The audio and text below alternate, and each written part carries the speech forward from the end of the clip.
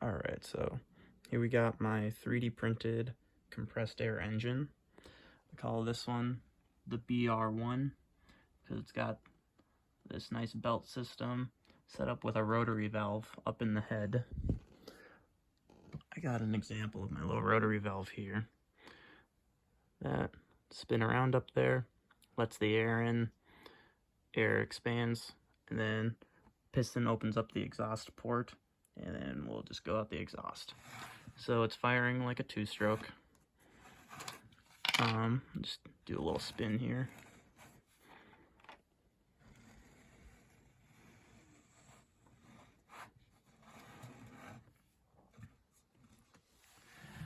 I made it like a square sandwich because I wanted to combine some of the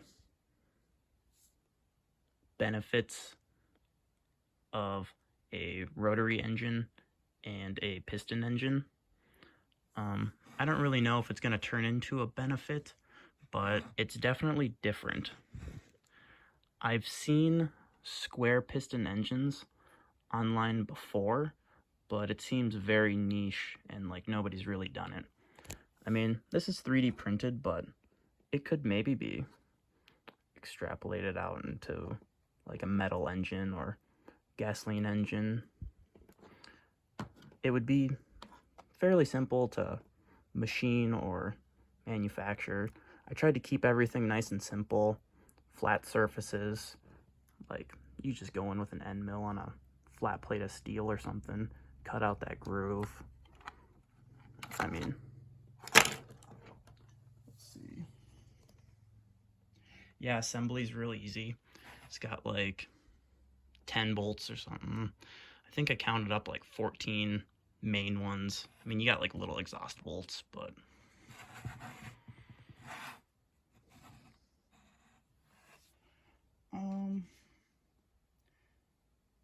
yeah, I compromised a little bit. I mean, I could have gotten a little bit shorter of a belt. Got a little too much there, but adds a little character, and I didn't want to sit there searching forever, trying to find expensive custom designed belts for this. This thing already costs enough just in hardware. We just got some skateboard bearings here. These ones I think are pretty nice. I just found them in my project bin. Same thing up in the head here. We got some skateboard bearings. And for the crank bearings, that is also just more skateboard bearings. Everything here is completely built from flat plates. And I think it's bolted together fairly well. I mean, got a bunch of them. And then also the head bolts down. And then this plate should provide more force keeping that sealed too. I got myself a nice little paper head gasket. I mean, I probably wouldn't necessarily need too much of a seal. I did sand it smooth. This is a bad print, so it looks pretty rough. But yeah. I have an example of the crank here and the whole little internal setup. This is my old models and stuff. They kind of got bound up and would seize and didn't really spin all too nice. So I redesigned the crank, redesigned the connecting rod. This one, this connecting rod at least, I was trying to do something different and just keep it simple, like the whole flat plate style to build in layers. It just didn't really, it had tight spots and I couldn't sand it right. So I just went with a more traditional two-piece connecting rod, going around a more just simplified crankshaft. I tried to have this one set up to be able to like counterweight it and stuff, but I'm just giving up. I don't think I'm doing that math or trying to figure that out.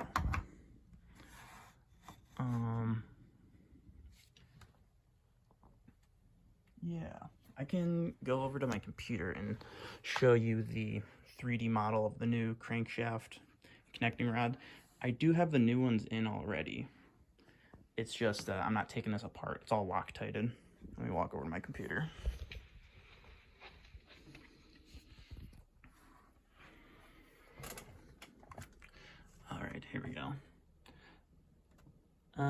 this is just an assembly I made in like 5 minutes. It's not really too nice, but it kind of gets the point across. You can see here I got the couple parts of my new connecting rod and my crankshaft here. Here, let me see if I can hide the exhaust. There we go. So yeah, these I sanded all smooth, all these surfaces. I sanded my piston smooth on the sides that are going to be touching. I just left the top and bottoms and all that. The simple stuff, kind of. As far as lubrication goes, it was plastic on plastic for assembly and all my testing and stuff, but for my final assembly, I used graphite powder, and that has really freed it up a lot. Like, I got some of these surfaces really nice. I saved the piston I was practicing on for an example here of how shiny and smooth and slick I can get some of these parts. Let me get it out of the bag here. Graphite powder gets everywhere, so I gotta keep this in a bag here. But yeah, let's check this out. Bring it over to the light. This is a scrap part too.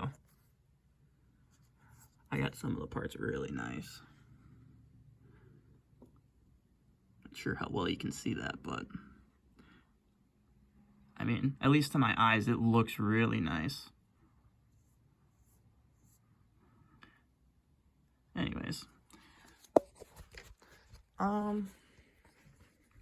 So yeah, just making this video just to kind of show off what I got, what I've been working on. So, I mean, if anybody has any suggestions, you can leave a comment. I've thought about, get my little skewer pointer here. I've thought about taking the belt tensioner and putting it up already. I could try to get some more custom sized bearings, but this is just what I had laying around. As far as the kind of future for this engine, I don't know if I'm gonna want to try to like tune this up if it runs.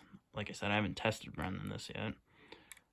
I have a feeling this is gonna run. I mean, spins over nice, the valve opens and closes, it holds air. I can blow it and get it to spin over just with my breath. This is a pretty big engine. I mean, the piston is, I think, what did I do? A 25 by 50. And it's got a 35 millimeter stroke. So I'd have to do a little bit of calculating, figure out the displacement, but it's fairly large, at least compared to other engines I've seen online. In the description, I'll probably leave a comment about the total displacement, but I don't got it right now. Yeah, but I could try to tune and optimize this, but I would really want to do later would be to create like something like a BR4, because the one is just because this is one piston, one cylinder, not cylinder, but yeah. If I did like a BR4 or even a BR2, I could do like 1, 2, 3, 4, and a lot of the parts would transfer over. Like, I wouldn't gotta make a new one of these. I wouldn't have to make too many new parts. I'd have to modify some parts. Like, I'd have to make the head bigger, and I'd have to get longer bolts, new exhaust. This exhaust was just something I made up quick just to kind of have something. But I wouldn't need new bearing plates or carriers. I'd need to modify these plates, just the thicknesses, because I wouldn't need all this extra material if I'm just going to be bolting 2 of them together. Yeah. Oh, I do have new ideas even for my rotary valve. I don't really know how much of an improvement or even difference it would make, but right now I just kind of have this straight cut through the middle, and I was thinking maybe something like this, get the air flowing, so like as it rotates it would open up smoothly, let the air in, and then transition. I don't really know if it would make a difference, because it has to be symmetrical, because it's going to be opening and giving air every single time. So if you do it to one side, you got to do it to the other. So I don't know if it would really give too much of a benefit. I've been thinking about it a little bit though. It's kind of like a little quick sketch I did, my idea. But yeah, if you got any questions or anything, or just leave them in the comments. I might make a future video. Maybe when I get access to an air compressor, I will be able to test it, see if it runs, and maybe I'll do a follow-up video. That's about it. Yeah, just kind of yapped for a bit. Alright. If you want to see more, leave a like on the video. And any suggestions, I'm open if you guys want to comment anything, you got some ideas. I tried to think of a lot of stuff to put in this, but it's definitely unique, I think. But oh, if you're wondering what I got on the blue tape, it's just my name. But yeah, thanks.